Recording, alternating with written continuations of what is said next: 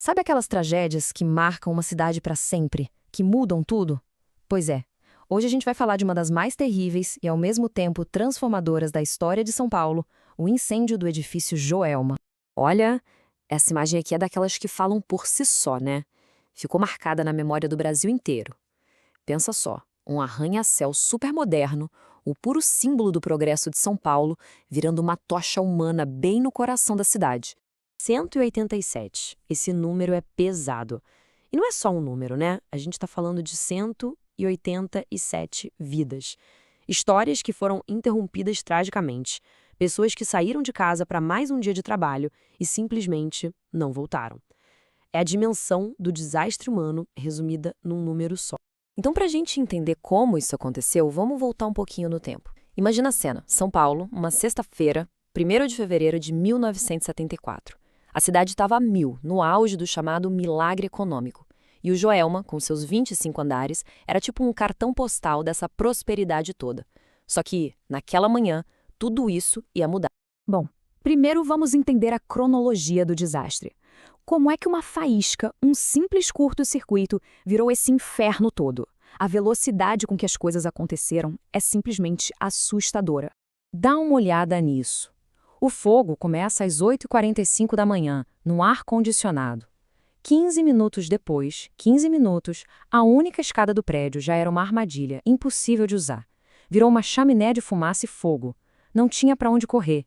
E o fogo foi se alastrando numa velocidade absurda, porque o prédio era cheio de material inflamável. Carpete, cortina, divisória de madeira, tudo virou combustível. Foi uma corrida contra o tempo que, infelizmente, muita gente perdeu. Um dos sobreviventes resumiu o que viu com essa frase: era o inferno de Dante. E, sinceramente, acho que não existe descrição melhor. Imagina o cenário: pessoas presas, um calor insuportável, fumaça tóxica por todo lado e nenhuma saída. É o desespero em estado puro. E aí fica a grande pergunta, né? Como que um prédio que parecia tão moderno, tão seguro, se tornou uma armadilha mortal? A gente precisa entender o que deu tão errado na estrutura do Joelma. O que aconteceu no Joelma foi quase uma tempestade perfeita de erros. Para começar, não tinha saída de emergência. A única escada, como a gente viu, virou um funil de fogo.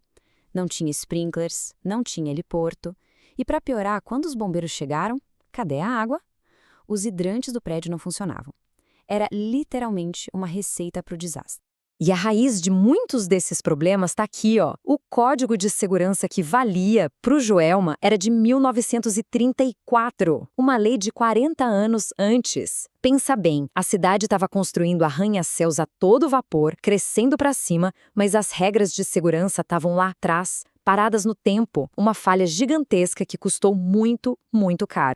Bom, depois que o fogo apagou, o luto começou a se misturar com a raiva. Todo mundo queria saber de quem foi a culpa. A busca por respostas e por responsáveis começou com força total.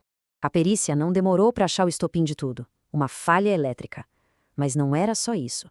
A investigação descobriu que o sistema elétrico inteiro era precário, vivia sobrecarregado e, pior, a manutenção era feita por gente sem a qualificação necessária. Foi uma sucessão de negligências. E a justiça agiu. Os responsáveis foram identificados e condenados. O gerente administrativo do banco, que era o principal inquilino, o dono da empresa de manutenção e os eletricistas. Muita gente na época achou as penas bem leves, mas foi um marco importante. Pela primeira vez no Brasil, a negligência num desastre desse tamanho deu cadeia, o que abriu um precedente.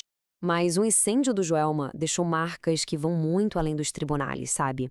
Deixou um legado de duas faces. Um bem concreto, nas leis, e outro que vive até hoje na imaginação e no folclore da cidade. E esse aqui talvez seja o legado mais importante da tragédia. Acredita que só 6 dias depois do incêndio já saiu um decreto novo? A lei de segurança mudou da água para o vinho. Passou a ser obrigatório ter sprinklers, saídas de emergência, usar material resistente ao fogo, enfim. O Joelma, na marra, forçou uma verdadeira revolução na segurança dos prédios no Brasil. Ok, as leis mudaram, a parte técnica foi resolvida, mas e a dor? E o trauma coletivo? Como é que uma cidade lida com uma memória tão terrível? É aí que a história do Joelma fica ainda mais complexa. E uma das coisas mais fortes que nasceram dessa tragédia é a lenda das 13 almas. A história é a seguinte: encontraram 13 corpos num elevador tão queimados que foi impossível identificar. Foram enterrados lado a lado e o túmulo deles virou um lugar de peregrinação. As pessoas vão lá até hoje, deixam um copo d'água, dizem que é para aliviar o sofrimento das almas e fazem pedidos. É a dor se transformando em fé popular.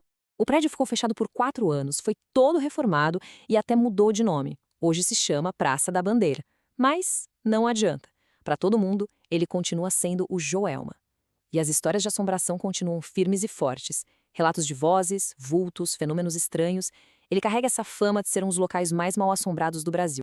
E claro que essa história foi parar no cinema. Em 1979, lançaram o filme Joelma, 23º Andar.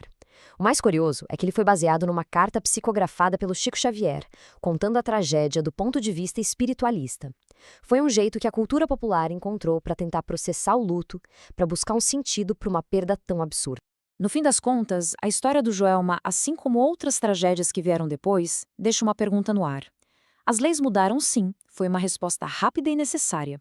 Mas a questão que fica é, será que a gente aprende de verdade?